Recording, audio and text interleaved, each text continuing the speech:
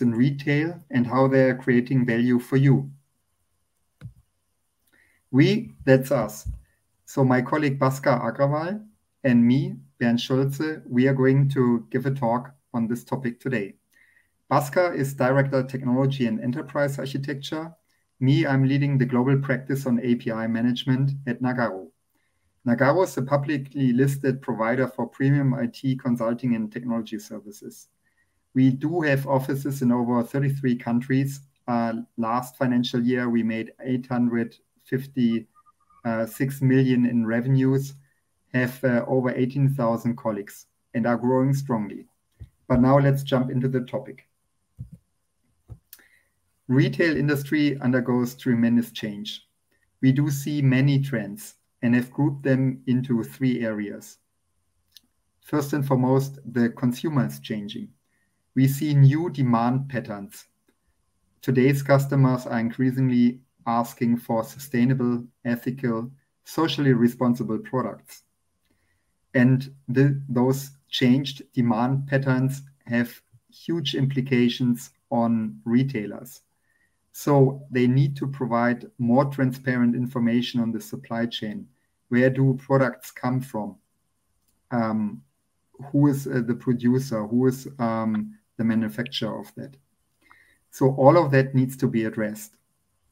Besides, we also see few trends related to the competition. We clearly see a shift to online, which means that there's an increased competition from e-commerce giants, having an impact on the overall competitive landscape. All those players are now in a race for differentiation and innovation in order to excite consumers and provide an even better shopping experience. Those trends are closely related to technological advancements. Bhaskar, tell us more about that. Sure, Bernd. So all the massive digital transformations we are seeing across the board, they are riding on the back of what we call creating a core and headless business core of an enterprise. That's the journey where, for example, in case of retail, whether it is shop APIs, metadata, product catalog APIs, they're all being API as much as possible to really drive the technology advancements towards creating a more robust, richer embedded business model for an enterprise. And that's something we see a lot for our customers across the board as well.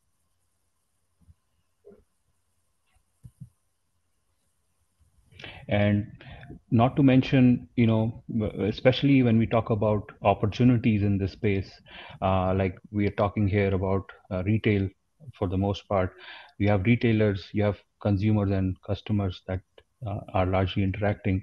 It's the embedded business model that is driving the behavior and the value generation at its core.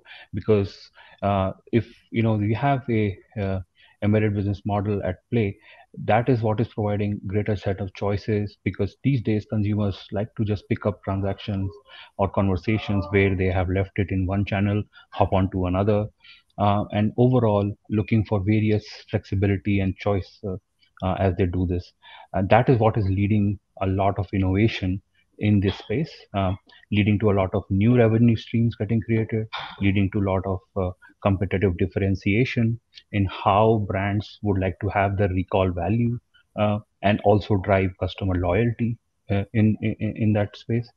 And so we are seeing increasingly that brands would like to try out, retail brands for sure would like to try out as much as possible on top of creating their core business model, which is well set, and then they can experiment with all of these experiences, whether it is digital experiences, whether it's multi-channel experiences, pretty quickly. So yeah, that's creating a lot of these opportunities also. So if you look at embedded business models, you can distinguish basically 6 variants. So maybe the most prominent one is the marketplace model. So players like Amazon, eBay, Etsy, all of them and many, many more have embraced the marketplace model in order to operate in the market, provide value to customers.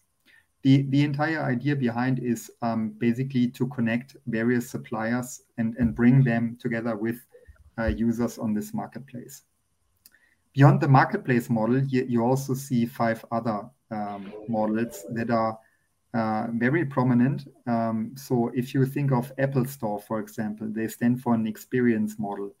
Think of direct to consumer, where traditional producers basically bypass traditional retailers and build up a new channel in order to connect directly with the end users. So companies like Adidas, Tupperware, many others are doing that. Freemium is especially popular more in the software as a service space. Just think of Spotify here, for example, or Dropbox. Few of you might even today have used Uber, or in the past few days. Uber, DoorDash, that are just representatives of the on-demand model. And last but not least, I think all of us, we are one way or the other using subscription models. So quite a few prominent players in the retail space have also embraced that model. So those 6 variants do exist. If you take a closer look, you see that typically retailers embrace a mix of those models in order to position themselves in reflection of their unique background, strategy, and ambition level. And when you look at the EBM, it's good to also relate it with a real example. And in this case, what we show you is a journey with one of our customers, which is a leading client of ours in the manufacturing as well as retail space for a lot of lightning automations. And what you see here is a journey on which they built a lot of these Lego building blocks, kind of the core elements, which is basically what we call as the enterprise core, the enterprise business model on which can reside. Things like, your system of records for the bedrock, but on top of them, we had the dynamic pricing configurations. You had the overall e-commerce end-to-end digital platform for order management and product cataloging, and a lot of reporting that was corporate and that was deep into various aspects of the functioning of the enterprise, along with various marketing tools and workflows to boot. With this built as a core over the years through PSBs, changing of PSBs from IBM to Azure, or various rationalization efforts, the enterprise was able to leapfrog when it came to launching new tools on the web channel, whether it was estimation configuration, whether it was rebranding their corporate website, whether it was launching various campaigns for partner microsites covering their partner ecosystem, or presence on kiosk. And with advancements in technology on AI side, the chatbots, the generative AI, they're all basically able to embrace these gamut of digital and AI related changes much more quicker and faster pace, because their core enterprise was well defined through various API means, through various logical building block means. So that's just a real example where we've seen how focusing on creating that core EBM at the enterprise, making it act as a headless counterpart for a lot of these innovative efforts, leads the enterprise pace of change in the long run. And which is what makes you also take a little step back, because it may come across then EBM as this new cutting edge kid off the block. Well, it is a bit of mix, and it's good to see that at least we believe we can see some connotations back in nature, back in the human civilization, if we look at EBM as an idea. So take a look at how honeybees work with the flowers for pollination and their nectar collection. They're doing it for their own survival, for their own benefits as well. But along the way, because of this, they are able to also help in the flower pollination efforts, because it's their whole body acting as a vector for catchment of seeds and then dispersing it out for the nourishment for the various variety building of the flower community at large. On the other side, you also see, with the Silk Route, ancient Silk Route, the spice traders and the merchant, textile merchants coming together with basically enhancing various types of textiles like carpets or artifacts of personal use and various fabric materials were infused with very exotic spices categorically to enhance their likability or purchase value. And that's again a great example of how entities integrated found embedded business scenarios that were additive to their own core offerings, and in result it just increased the way they could reach to much more larger amount of customers and hence increase their presence. So it's just great examples that we see, and we can draw a lot of inspiration in terms of principles, in terms of how EBM actually works, whether it is value creation, which is the sum total greater than the individuals, or greater integration across the board. These are all principles at play when we look at these real examples. Right. So let me highlight again. An embedded business model refers to a business model where an organization integrates into third-party products and services, channels, or platforms. So the integration here is accomplished through APIs. And this is why API first is really at the core. It's a critical enabler for embedded business models and allowing business models at the end of the day to deliver the value to customers. The other four principles that we see characterizing this concept kind of derive from API first. So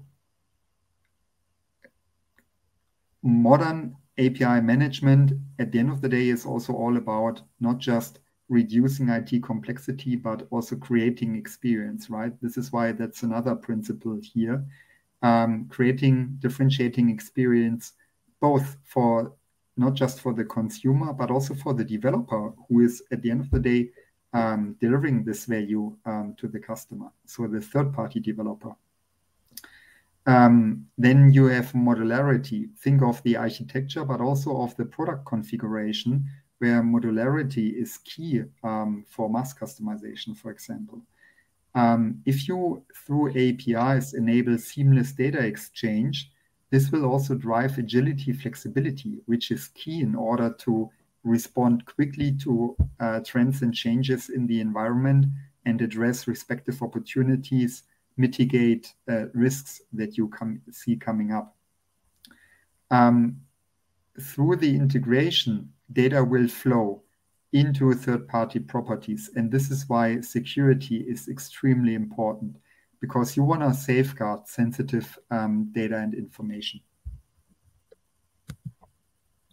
And while these principles are actually core to formation of an embedded business model in, let's say, an enterprise, whether it's retail or otherwise, APIM, which is API management, is the core enabler to a lot of these principles getting actually implemented. Because you look at creating some of these connected experiences, whether it is through wearables to various of these intelligent devices, or in-store experiences, or connected vehicles and cars these days. Customers could pick up conversations or interaction with the enterprise from practically any time, any channel, and it's your APIs, and if they are well managed and well laid out through the APIM platform, that drive that behavior, that makes it seamless, that makes it contextualized as well. And so what we see is the propagation of this through the MARC principle, which is microservices, API first, cloud native, headless, that drives the inherent nature of this APIM based EBM enablement at its core. So how do you now implement API management and take it forward? From our side, we do see 5 key steps to do that. First and foremost, it's about defining a clear API strategy. This strategy should be aligned both with the overall IT strategy and the business strategy, because at the end of the day, API strategy is a means to an end, and the end is to create value for your customer, right? Which which has to be addressed with a business strategy. So in the course of defining your API strategy, you are requested to take set of fundamental decisions. Decisions on what type of propositions are you going to promote? What are your target customers in regard to segments, industries? Where do you want to go, right? All of that based on where you are right now. What type of assets do you have? What is your ambition level? One of the key decisions which you also need to take in the context of API strategy development is on the management platform. So choosing the right API management platform as an enabler for the strategy to be executed and embedded business models is really key. It'll give you the capabilities Bhaskar just spoke about. And then documenting and publishing APIs is extremely important. So based on standardized guidelines, decentral developer teams, service teams will get enabled to work with a high level of autonomy and create, publish APIs based on these unified guidelines so that you ensure consistency and unleash the power of what we call federated API management here. This will drive API usage. We strongly recommend that you closely monitor that in order to see performance issues so that you can constantly optimize it, but also to understand demand patterns so that you can adjust the API product offering and configuration to the demand patterns. Of course, at the end of the day, the value of API management comes from those who are using that, who take advantage of that. So fostering a developer community, also beyond your organizational boundaries, is really key, so that you mobilize, involve developers not just from the organization, but also from partners and other third-party entities. Make it easy for them to be part of this community, excite them about the value, and ensure smooth, highly automated onboarding so that they can easily take advantage of your APIs. Along the way, you will learn a lot. You'll see many changes in your environment to which you need to respond. So this is why we see a need to continuously iterate and improve here. So see that more as a continuous cycle rather than just a linear process. And while this continuous cycle that Bernd talked about and an overall approach is pretty essential, that we should have that clarity to think about what those steps are. Oftentimes you've seen enterprise also struggle with the starting point, like where do I even start? Because I have a API strategy, an enterprise more often than not would have some shape or form of an enterprise API strategy, and they would also perhaps may have made some progress on maybe determining what an API tool of choice may be. So that's why, when you look at API strategy, it's a much more wider with a lot of facets to it, where it's not just technology, it's not just about the developer community that uses it. It's also a lot to do with how the API strategy connects with the business and connects and adds value to that business. Things like digital twins or no-ops or ambient interfaces. These are just examples of some of the emerging applications we are seeing with a core API first based and led enterprise. So yeah, with this in place, what we have formulated is something called assessing the maturity of the API strategy in an enterprise itself. We have a model for that, and what that makes it is almost at the leisure of a coffee table, roundtable conversation, we can strike up that assessment in conversation with, let's say, a leadership, CIO, CTO level leadership, and their counterparts and their teams percolate down, where we can ascertain where that enterprise is in the overall scheme of things. Because there is no one set path towards maturing your API strategy and hence enhancing your embedded business model in the enterprise. So depending upon where the enterprise is and what their priorities are, it could be a very personalized set of roadmap towards that journey. And that's what doing this assessment of maturity strategy of the API really does. And with this, you have all the gear and all the levers in place, and have a much more structured approach towards creating that greater value through really implementation of the core embedded business model in an enterprise. Right. So let's summarize. You as a retailer can really unleash a lot of value potential for yourself, but especially for your customers by embracing embedded business models. As we have seen earlier, there are different variants you can choose from. Make it your own. Just find your right mix and bring forward a compelling proposition to the market. To do that, you need to have modern API management. You need to take advantage of this concept. It's a strategic enabler for you here in this context. API management is not just an IT topic, right? Actually, it is part of a digital transformation, which is complex, which affects different layers, right? But don't be scared away. I mean, just start and take first steps here. To go really far, select the right IT partner. Thanks a lot.